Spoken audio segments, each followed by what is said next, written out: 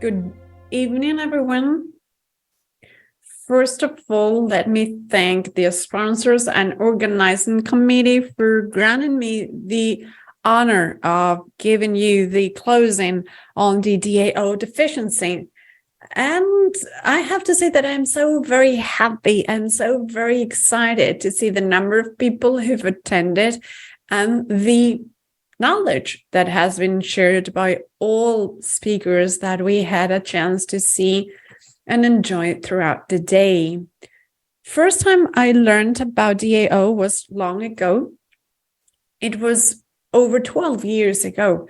And I am a trained clinical neurologist, and as it happens in life, when I learned about it, first thing that got my attention was the pathophysiological coherence and consistency of what they were explaining to me.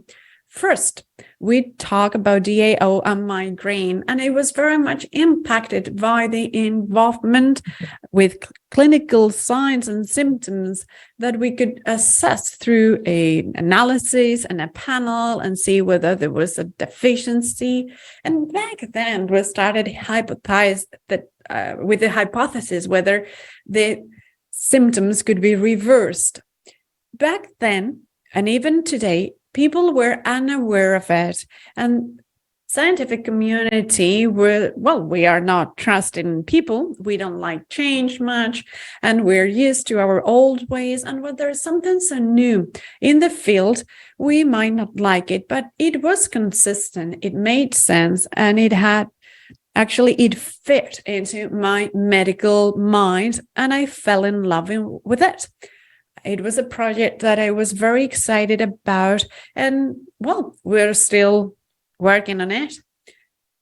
And so we had to move from hypotheses, scenarios, and the ideal world into reality. In science, we need evidence. We cannot live on ideas or words or scenarios. Few resources, but lots of excitement, and we move on to the first trial. Not just any type of trial or study. We thought of a double-blind, randomized migraine patient study. It took us so much effort to develop it and design it and do the maths. And of that, we drew very interesting results. Our scenarios, our ideas were becoming tangible results. That was the source of my PhD dissertation and other papers. And I'd say that the fact was that this was the first oral communication in an international conference on DAO in Vienna. 10 years ago now. That's quite some time, isn't it? But life evolves, love evolves, and becomes mature and established. And since then, new research lines have been opened. We're talking about GI problems, rheumatological problems, sleep disorders, attention disorders in children and adults alike. And probably new lines will find its way in the future. It's just a matter of working on it.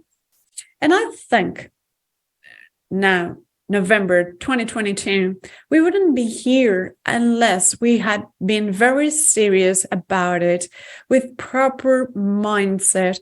This project needs to be evidence-based. This is the rules of the game. Otherwise, we will never reach out and convince. It has to be evidence, and evidence takes time.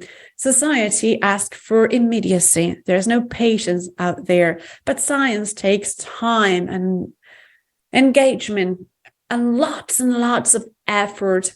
We need to be patient because not everything works out so swiftly or so quickly, but we've seen that we are right over the years. We have the papers, we have the knowledge base, which isn't anymore a small group of people. And thanks to conferences as this one here, we see how knowledge is being disseminated, reaching out to more people.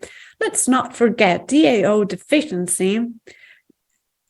It's a disorder that has to receive a multidisciplinary approach. As neurologists, I understand it's a multi-system disorder.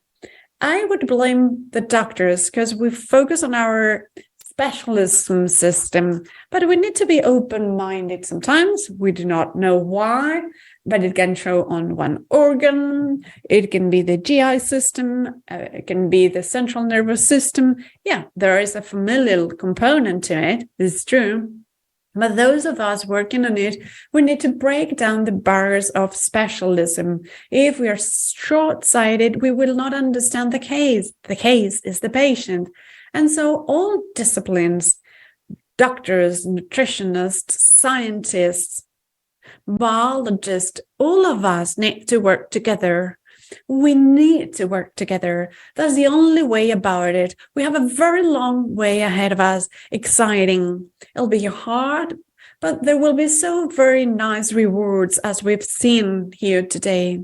Honestly, our patients deserve it. Thank you very much for being with us. Thank you very much for your attention, and I hope we will meet in the future.